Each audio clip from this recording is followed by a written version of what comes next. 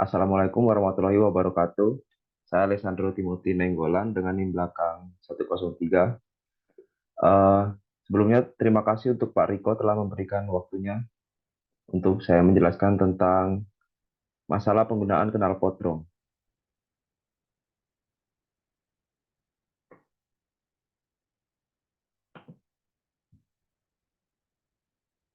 Knalpot brong adalah istilah yang digunakan untuk menggambarkan knalpot yang menghasilkan suara bising dan tidak sesuai dengan standar kebisingan yang diatur oleh pemerintah. Identifikasi masalah terkait knalpot brong mencakup beberapa aspek, yaitu yang pertama, pelanggaran kebisingan. Knalpot brong seringkali melanggar peraturan kebisingan yang ditetapkan oleh pemerintah. Hal ini dapat mengganggu masyarakat sekitar dan masyarakat sekitar perumahan. Yang kedua, keselamatan jalan. Knalpot brong seringkali digunakan oleh pengendara yang ingin menonjolkan diri atau mencari perhatian. Hal ini dapat mengganggu konsentrasi pengendara lain di jalan dan meningkatkan resiko kecelakaan. Yang ketiga, ketidaknyamanan masyarakat. Suara bising yang ditimbulkan oleh knalpot brong dapat menciptakan ketidaknyamanan bagi masyarakat sekitar, terutama di area padat penduduk atau tempat tinggal. Kemudian alternatif kebijakan. Yang pertama, penegakan hukum yang ketat. Pemerintah dapat meningkatkan penegakan hukum terhadap penggunaan knalpot brong yang melanggar peraturan kebisingan dan emisi. Denda yang lebih berat dan penindakan yang tegas dapat menjadi insentif bagi pengguna knalpot brong untuk beralih ke knalpot yang sesuai standar. Yang kedua, program inspeksi knalpot. Pemerintah dapat melaksanakan program inspeksi knalpot secara berkala untuk memastikan bahwa knalpot yang digunakan oleh kendaraan memenuhi standar kebisingan dan emisi yang ditetapkan. Kendaraan yang menggunakan knalpot brong dapat dikenakan sanksi atau dilarang beroperasi sampai knalpot tersebut diganti dengan yang sesuai standar.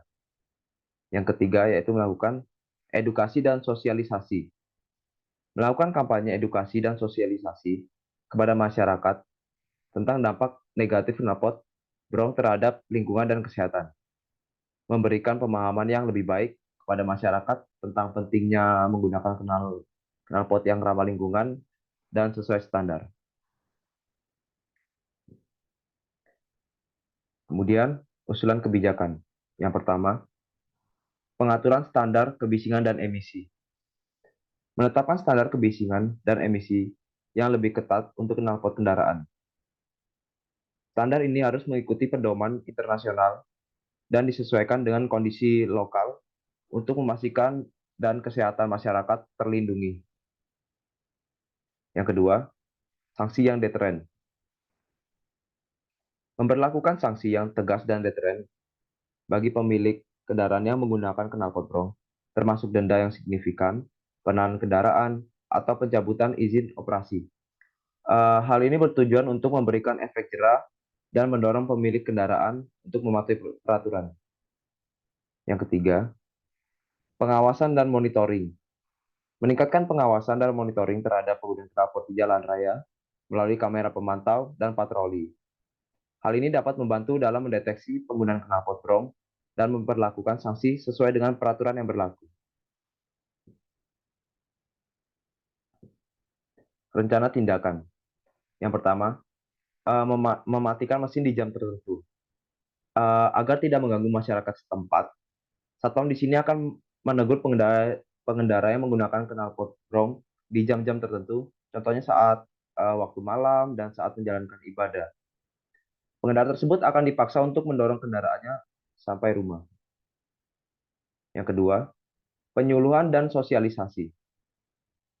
Mengadakan program penyuluhan dan sosialisasi kepada masyarakat perumahan tentang dampak negatif knalpot yang sesuai standar kebisingan dan emisi.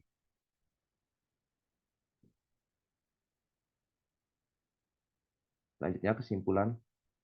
Knalpot brong merupakan masalah yang sering terjadi di masyarakat karena menghasilkan suara yang mengganggu.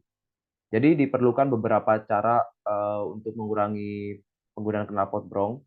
Penting untuk terus melakukan monitoring dan evaluasi terhadap keberhasilan implementasi kebijakan, dan rencana tindakan terkait knalpot serta melibatkan partisipasi aktif dari seluruh masyarakat untuk mencapai tujuan bersama dalam menciptakan lingkungan yang lebih baik dan berkelanjutan.